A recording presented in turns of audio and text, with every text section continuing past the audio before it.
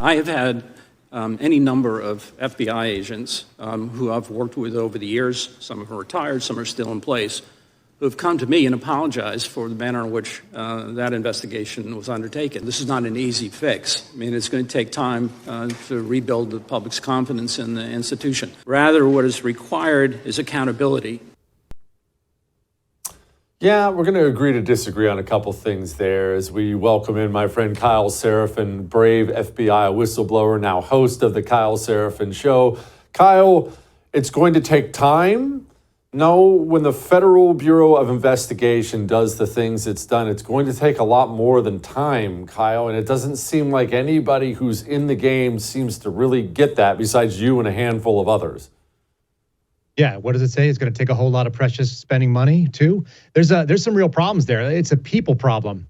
This is not an issue of policy. It can't be corrected by virtual academy training. So when they had the Crossfire Hurricane, the IG report came out, it stated all the problems and all the misuse of FISA. And so they gave everybody this PowerPoint slide, which I took a couple of PowerPoints. That was the penance that we did. If you think that fixes things, it doesn't, because people still did the thing that was wrong and they knew it was wrong when it was done. So that's the real issue. It's a personnel issue. It's a culture issue. And so when you have a failed culture like that, that's where you're going to have the real correction. And Durham actually says that in his report. It was pretty clear.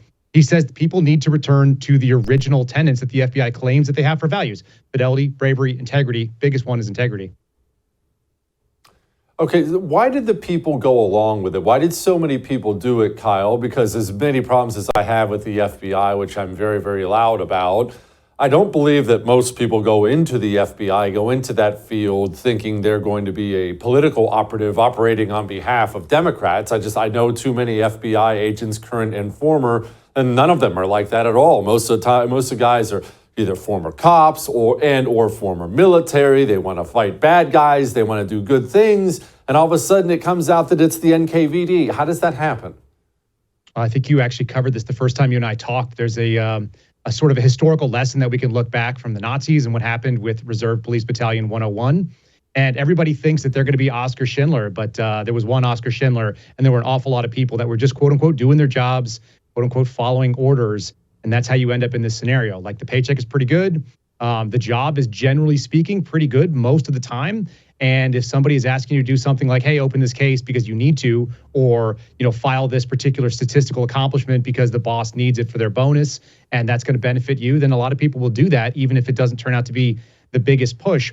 And when you do a lot of small, sort of immoral or unethical or potentially illegal actions, and they're just minor illegalities, we're just barely infringing on these liberties, you take up a lot of ground. And so the FBI has got a bunch of people that have said yes for far too long. And that doesn't mean that they're bad people. It means that they are in this cycle. We call it the golden handcuffs. It means that you're just trying to ride it out. And like you say, a lot of people get to the back end of that 20-year career. Once you're over the 10-year hump, I mean, you've committed over a decade of your life. You can start over somewhere else. My buddy Steve Friend and I looked at our resumes right when we came out, and we realized we weren't going to go back to work for the Bureau. And it's like, man, I'm really well qualified to be an FBI agent. I don't know what the heck else I'm going to do with my life, because that's kind of what my resume looks like. I love you and Steve. All right, Kyle, congratulations. I just made you the imaginary head of the FBI tomorrow. What reforms would you do? What reforms can you do? Just because you're the head, I'm assuming, doesn't mean you're the all-powerful dictator. Would you just be kneecapped by the other upper management underneath you? Yeah, so the culture is rotted. And the problem is all the people, let's say you remove the top two layers of management, you take out the executive assistant directors, you get rid of all the ADs, the assistant directors, and now you're left with everybody that's a special agent in charge. They all came up in this system. They were all incentivized the same way in this system. And what I learned during the sort of COVID tyranny, which the Bureau was big on, in fact, I just had all those wounds reopened when I started rereading some of the emails. The tyranny looks like this. It's like a guy who has a mortgage, he's got alimony, he's got to worry about his pension in the next 2 years he's going to cash out and retire on. And so he knows what's going on is wrong and realizes that his honor is worth $150,000 or $175,000, let's say, a year for a couple more years just to wait it out. And then they want to come out and be statesmen after they get that retirement check. They want to come out and tell you all the wrongs they can do and how the FBI is still noble because they're still tied to it. So we've got to uproot the entire management culture. And unfortunately, that means all the way down to the frontline supervisors.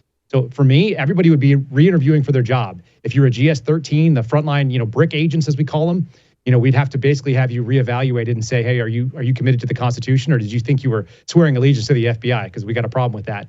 And then we move on to the managers. Did you know something was wrong? If so, you can no longer be a manager ever again, but maybe you can stay in this organization. And everybody above that, everybody in the GS-15 level and all the senior executive service, they've all got to go. And nobody's going to find that very easy to deal with, but they can Holman rule these guys and start zeroing out individual either positions or individual names and their salaries and their pensions, hopefully.